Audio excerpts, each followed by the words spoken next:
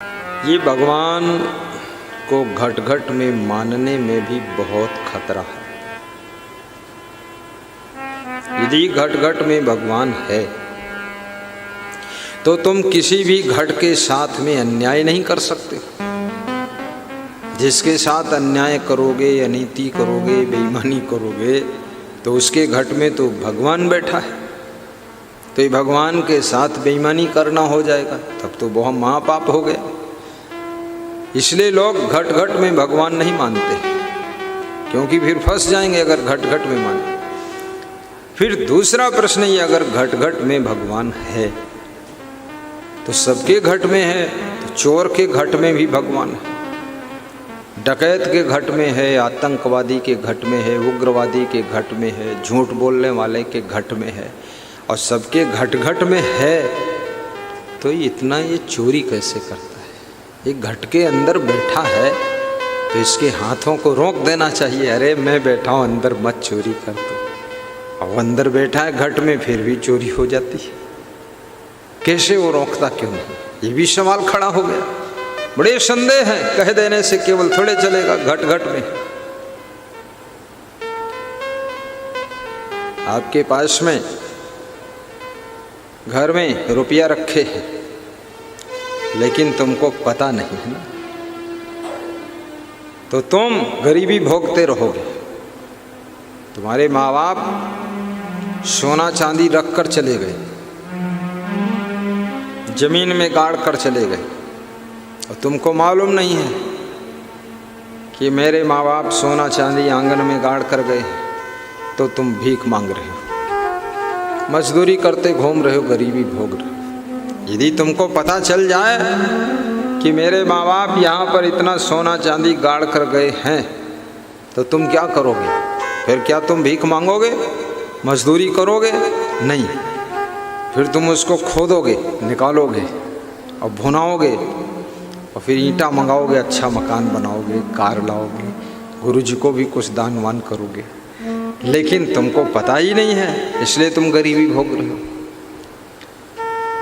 तो सबके घट में है तो, लेकिन जो चोर है उसको ये ज्ञान नहीं है कि मेरे घट में भी वो राम है, मेरे घट में भी भगवान है। तेरा साईं तुझ में, यदि उसको भी ज्ञान हो जाए, जिसको आत्मबोध कहते हैं। वो पहला गांव से आए हुए भक्त श्री अरविंद भाई आज वही मुझसे पूछ रहे थे आत्मा क्या है। तो मैं उनको समझाया 5 मिनट, वहाँ से नीचे उतर आए, फिर बड़े गुरुजी से फिर पूछ रहे थे आत्मा क्या है। तो बड़े गुरुजी समझा रहे थे, तब तक फिर मैं आया नीचे, तो मैंने देखा फिर वही चालू प्रोग्राम है। तो मैं समझ गया कि ये ऊपर जो समझाया तो समझ में नहीं है, अब नीचे फिर समझ रहा तो फिर समझ में नहीं आएगा, तो फिर हम ही समझाएं, कैसे समझेगा? बैठो। ये घट घट में है लेकिन ज्ञान नहीं, इसलिए कहते हैं ना आत्मबोध। आत्म माने खुद का ज्ञान, स्वयं का ज्ञान। मैं कौन हूं, हु एम आई, इंग्लिश में कहते हु एम आई, और गुजराती भाषा में कहते हूँ कौन छूं, मैं कौन हूँ। क्या है मालूम किसी को मैं कौन हूँ? आहा,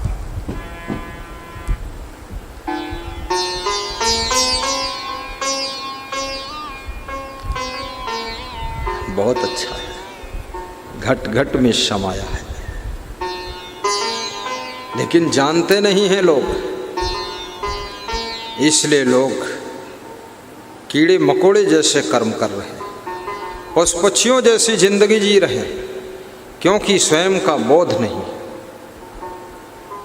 आत्मज्ञान नहीं है, आत्मा और परमात्मा का बोध नहीं, जिसके कारण जैसे किसी के पास में धन बहुत गड़ा हो पर उसे याद ना हो, गरीब रहता है। ऐसे ही तुम्हारे घट में भगवान है, दिल में राम है, लेकिन तुमको याद नहीं है, तुम्हें ज्ञान नहीं है, इसलिए तुम भटक रहे हो। भटकते भटकते न जाने कहाँ से भटकते भटकते, गाइए, न जाने कहाँ से तुम्हारे महल के करीब आ गया है। भटकते भटकते, अरे वो भटकना भी सार्थक है जिस भटकने में कम से कम प्रभु के महल के करीब तो सुदामा पहुंच गया। भटका है पर पहुंचा भी है। तुम तो ऐसे भटकते हो कि भटकते ही रहते हो, पहुंचते ही नहीं हो। जितना भटकते हो उतना दूर होते चले जाते हो। और सुदामा भटकते भटकते भी महल के करीब आ गया। अरे द्वार पालो कन्हैया से कह दो कि दर पे सुदामा गरीब आ गया। अरे द्वार पालो कन्हैया से कह दो कि द्वारे सुदामा गरीब आ गया है। भटकते भटकते न जाने कहाँ से। अरे पोरबंदर से आया और कहाँ से आया जानते क्यों नहीं? अपना गांव भूल गए तुम। सुदामा पोरबंदर का था। वो बोलता न जाने कहाँ से। अरे अपने गांव से और कहाँ से? इसका मतलब और कहीं भी गया होगा, वहां से भटका होगा। हाँ, इसलिए अपने गांव की बात ही नहीं है, कहीं और से आया। भटकते भटकते न जाने कहाँ से तुम्हारे महल के करीब आ गया है। अरे द्वार पालो कन्हैया से कह दो कि द्वारे सुदामा गरीब आ गया है।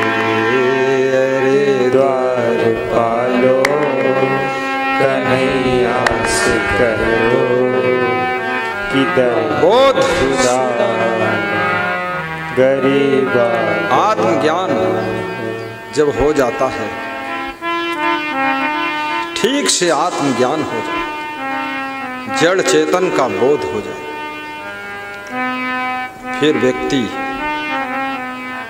गलतियों से दूर होने लग जाता है, बुराइयों का मैल धुलने लग जाता है, निर्मलता प्राप्त होती है। बस स्वयं का बोध होना चाहिए, मैं कौन हूं।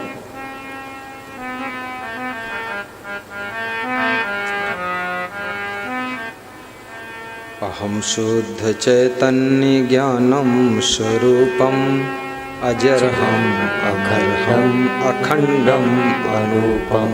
अहम शुद्ध चैतन्य ज्ञानम स्वरूपम अजरहम अखंडम अखंडम अनूपम। अहम शुद्ध चैतन्य ज्ञानम स्वरूपम अजरहम अमरहम अखंडम अनुपम। मैं अजर हूँ, अमर हूँ, अखंड हूँ, अनुपम हूँ। आत्मा की उपमा किसी से दी नहीं जा सकती। निराला है आत्मा, और जो आत्मा आपके अंदर है वही आत्मा इनके अंदर भी है। लेकिन जिसने अपने को पहचाना नहीं, वो इस माया मोह में फंस जाता है, नशा व्यसन में डूब जाता है, विषय विलास का कीड़ा बन जाता है, काम क्रोध लोभ मोह में रात दिन जलता रहता है, अहंकार की चक्की में पिसता रहता है, बहुत दुखी रहता है। कितनी महिलाओं को देखा गया, वो सुबह से शाम तक रोती रहती है, रात में भी जब जागती हैं तो फिर रोती है, 1 बजे रात को रोना शुरू करती, छत पे बैठ के रोती, बहुत पागल है। पूरा गांव सुनता है, रात में सन्नाटा है, शांति वातावरण है, छत पे बैठ के रो रही। ओहो, और फिर सेंटेंस भी सुनाती है कि हमारे बप्पा रहें बहू मर गए अब दैया रे। पड़ोसी भी घबरा जाता रात में कि ये चुड़ैल है कि भूत प्रेत है, कौन रो रहा, कौन बोल रहा, क्या बात है। 2 महीना भये अम्मो मरी गई है दैया रे, अब हमार पति बीमार पड़ रहा है, यह मर जाई दैया रे, हाय रे। बहुत पागल औरत है, ऊपर रो रही, छत पे बैठी, उधर नीचे बैठ खाम खा ऊपर रोती, दरवाजा बंद कर। ये रोने का विषय है, ज्ञान नहीं है, संसार मृत्युलोक है, तेरे माँ बाप कोई अजर अमर विनाशी है, यहाँ मरने के लिए ही सब पैदा हुए हैं। जिसका जन्म हुआ है सिर्फ मरने के लिए हुआ है, और जन्म और मरण के बीच में जो टाइम है जिसको जीवन कहते हैं, उस जीवन में जो कुछ करना है कर लीजिए, करने का अवसर मिला है। बाकी आप सोचो कोई यहाँ अमर रहेगा नहीं, बस बहुत अच्छा। इस बात पर खुश होकर के वो आदमी 50 रुपये दिया, दैया रे मैया रे। बहुत बड़ी बात है, ये रोने से काम नहीं होगा। मृत्युलोक है, समझो। आत्मज्ञान का मतलब इतना ही नहीं कि मैं आत्मा हूं, अमर हूं, बस हो गया। हाँ, आत्मज्ञान का मतलब फिर आत्मा का ज्ञान भी तब ज्ञान माना जाता जब मन का ज्ञान हो, इंद्रियों का ज्ञान हो, शरीर का ज्ञान हो, संसार का ज्ञान हो, जगत की वस्तुओं का भी ज्ञान हो, जड़ तत्वों का ज्ञान हो, और आत्मा का ज्ञान हो, चेतन का ज्ञान हो, जीव का ज्ञान हो, जड़ चेतन निर्णय का बोध हो, तब समझ लो कुल मिला के आत्मज्ञान माना जाता है। ऐसे केवल तुम किसी को समझा दो कि तुम अमर आत्मा हो, बस ऐसे कुछ नहीं होगा। फिर मौका आएगा तो बहुत चिल्लाएगा, बहुत दुखी होगा। पूरा ठीक से समझना पड़ेगा। नाशवान संसार है सो तो ठहरे नाय, तासु मोह न कीजिए यह निश्चय मन माही। सब जगत नाशवान है, और मृत्यु के बारे में भी ज्ञान। देखिए ज्ञान बहुत विशाल है, ज्ञान समुद्र है। जस विशाल भव सिंधु है तस विशाल भवयान, जस विशाल यह जीव है तस विशाल गुरु ज्ञान। गुरु का ज्ञान भी बहुत विशाल है। कैसे? आप जिस दिन जन्म होता है उसी दिन से तुम मरना शुरू कर देते हो, लेकिन ये बात ना तुमको पता है, ना तुम्हारे माँ बाप को पता है, ना भाई बहन को पता है। कुल 100 वर्ष की पूंजी तुमको मिली है, और जिस दिन जन्म हुआ है 10 वर्ष तुम जी चुके हो, यानी 100 वर्ष में 10 वर्ष खर्च कर चुके हो, 100 वर्ष में 10 वर्ष मर चुके हो। चाहे कहो तुम 10 वर्ष हम जी चुके हैं, चाहे कहो 10 वर्ष हम खर्च कर चुके हैं, चाहे कहो 10 वर्ष हम मर चुके हैं, चाहे कहो 10 वर्ष हम कम हो चुके हैं, कुछ भी कहो, अर्थ एक ही। 100 वर्ष में 10 वर्ष कम। आ जाओ, आने दो, कौन रोक रहा? अरे ये तो चलता रहेगा, यही तो आत्मज्ञान है। हाँ देखो, छोटा बच्चा देने आया है कि सत्य ज्ञान दिया गुरुवर तुमने। जन्म से ही ये कार्यक्रम प्रारंभ है। टुकुर टुकुर देख रहा है कि मामला क्या है, मेरा बाप डब्बे में क्यों डलवा रहा है। बच्चा भी सीख रहा है, उसको संस्कार मिल रहे। तो ये जिस दिन से जन्म होता है उसी दिन से मरना शुरू हो जाता है, और किसी को पता नहीं। अज्ञानता का पर्दा छाया हुआ, और धीरे धीरे धीरे धीरे 100 वर्ष की पूंजी सब खत्म हो जाती है। जिस दिन तुम्हारे पास 100 रुपया है, आज 10 रुपया खर्च कर दिया तुमने, और 10 रुपया रोज खर्च करते हो तो 10 दिन में सब खर्च हो जाएंगे। 10 दिन बाद 0 हो जाएगा। 0 का मतलब कुछ नहीं। तो यही बात, 100 वर्ष की उम्र है, अब रोज खर्च हो रही है, एक दिन एक रात, एक दिन एक रात, एक महीना, एक साल, खर्च करते करते 100 वर्ष की आयु की पूंजी पूरी खर्च होने के बाद सब पूंजी खत्म हो गई, तब तुम्हारी मृत्यु हो गई। तब लोग रोते हैं। कोई नहीं रोता है। तुम 80 साल खर्च कर चुके हो, 80 साल मर चुके हो, 80 साल कम हो चुके हैं सारी उम्र में, कोई नहीं रोता, कोई दुखी नहीं होता है। सब खुश हैं, कहते हैं हमारे पापा 80 साल बड़े हो गए, और माँ बाप कहते हैं हमारा लड़का 50 साल का होगा, बहुत बड़ा होगा। ये नहीं पता 50 साल का छोटा हो गया है, अब 50 साल कम हो गए, 50 साल मर चुका है, 50 साल घट चुके हैं, अब आगे और जो कुल पूंजी है उतना और जिएगा, फिर खत्म। कौन रोता है इसको? ये सब माया मोह है। एकदम मृत्यु नहीं होती है, धीरे धीरे धीरे धीरे होती है, धीरे धीरे। रोज चली जा रही है, चली जा रही है उम्र धीरे धीरे, चली जा रही है, चली जा रही है उम्र धीरे धीरे, झुकी जा रही है कमर धीरे धीरे, घटी जा रही है नजर धीरे धीरे। ओ बोलो, गा दो।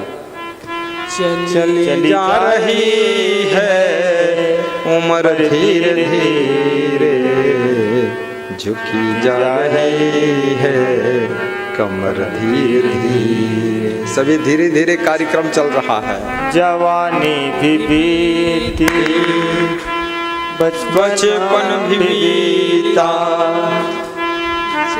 आया बुढ़ापे का असर धीरे धीरे, आया बुढ़ापे प्रवीण दास बहुत खुश हुआ कि गुरुदेव जोड़ के सेट कर देते, नहीं इज्जत भी चली जाए। चली जा रही है उम्र, बचपन भी बीता, जवानी भी बीती, होगा असर, होगा बुढ़ापे का असर धीरे धीरे, चली जा रही है उम्र धीरे धीरे, उम्र धीरे धीरे। सुबह शाम आठों पहर धीरे धीरे, सुबह शाम आठों पहर धीरे धीरे, चली जा रही है उम्र धीरे धीरे, उम्र धीरे धीरे, उम्र धीरे। तो क्या करना पड़ेगा? मौत से डरना है? नहीं नहीं, क्योंकि डरने से भी मरना है।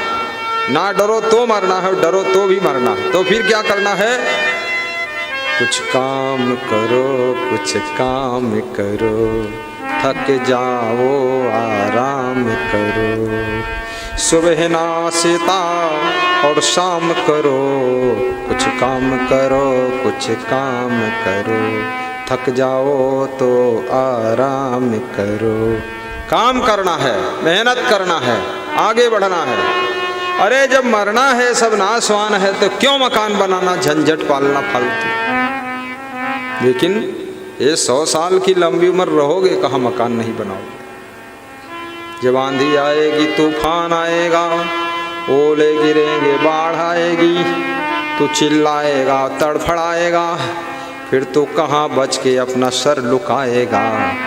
इसलिए मकान बना ले बंदे, मत इधर उधर कर बंदे, मेहनत कर ले बंदे। तुम मर जाओगे तो मकान भी टूट जाएगा, तुम्हारे लिए बच्चों के काम भी आएगा। इसलिए मत घबरा, इतना निराश मत हो। मरना है, लेकिन एक साधु था, उसका नाम था कुछ याद नहीं मुझे, वो कढ़ाई सिर पे धरे हुए था और एक कढ़ाई पर बैठा था। पुराना साधु, पुराणों का साधु, मेरे गुरुजी सुनाते थे उसकी कहानी। तो उससे पूछा, अरे बाबा, कहीं कुटिया बना लेते, मकान बना लेते, तुम ये कढ़ाई औंधा करे ऊपर ऐसे किए और एक कढ़ाई पर बैठे हो, कितनी उम्र है बाबा? अरे बोले, छोटी सी उम्र है, बनाना क्या फालतू है। तो बोले, कितनी उम्र बता दो ना। तो बाबा बोला, क्या? मोहि देखत ते दिन भयऊ, ब्रह्मा नासी 20 होई गयऊ।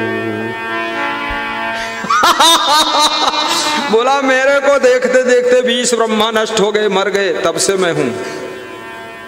तो जिस आदमी ने पूछा था उसने कहा, अरे बाबा मेरी तो 50 साल ही उम्र है, मैं तो मकान भी बनाया, सब बनाया, तुमने नहीं बनाया। बोले ये सब नाशवान है, क्या बनाना है। अब मेरे को तो लगा ये बहुत बुद्धू साधु है, इसको देखते देखते इतने दिन हो गए कि 20 ब्रह्मा मर गए और फिर भी कढ़ाई ओढ़े बैठा है। ये कढ़ाई पकड़े में बुद्धि लगाई कि ध्यान लगाइए, नहीं तो कढ़ाई गिर जाए, खोपड़ी फूट जाए। अरे कमरा मकान बना ले, आश्रम बना ले बाबा, ताकि निश्चिंत बैठ, कढ़ाई कब तक पकड़ेगा।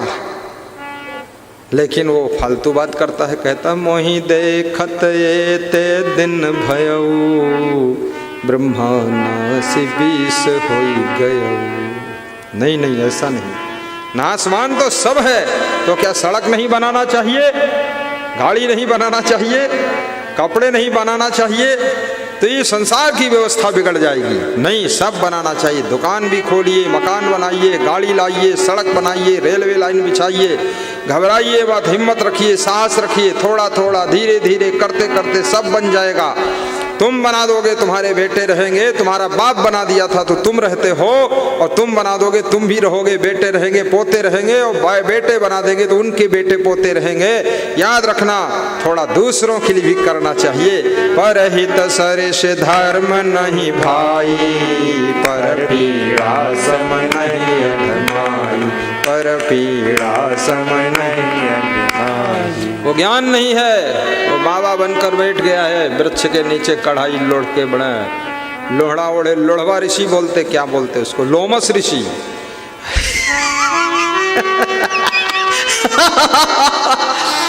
गलत है। ऐसे सुंदर घर बनाइए, कोई मौत का किसको पता है बताओ। शामा 100 बरस का है, पल की खबर नहीं, एक पल की खबर नहीं, लेकिन 100 बरस का आइटम दिया गया तुमको। बहुत सुंदर मकान बनाओ। वाल्मीकि ने बहुत सुंदर आश्रम बनाया था। जब राम ने वाल्मीकि के आश्रम को देखा तो राम गदगद हो गए। सुचि सुंदर आश्रम निरखी, हर से राजीव नैन, समाचार सुनि वाल्मीकि आगे आयो लेन। सुचि माने पवित्र और सुंदर आश्रम देख करके भगवान श्री राम के नयन हर्षित हो गए, पुलकित हो गए, गदगद हो गए देखते ही। वाह क्या सुंदर आश्रम, पवित्र भी है, गंदगी नहीं यहाँ पर है, कोई मांस मछली नहीं खाता, अंडा मुर्गा नहीं खाता, हिंसा नहीं हो रही है, और शुद्धता है, पवित्रता है, सफाई है, साथ साथ में आश्रम बहुत सुंदर भी है। देख करके भगवान खुश हो गए। इसलिए आश्रम भी सुंदर बनाओ, घर सुंदर बनाओ। कभी तुम्हारे घर में भगवान आ जाएं, गुरु महाराज आ जाएं, तो देखकर खुश हो जाएं और तुमको आशीर्वाद देकर चले जाएं। इसलिए घर भी अच्छा बना रखो।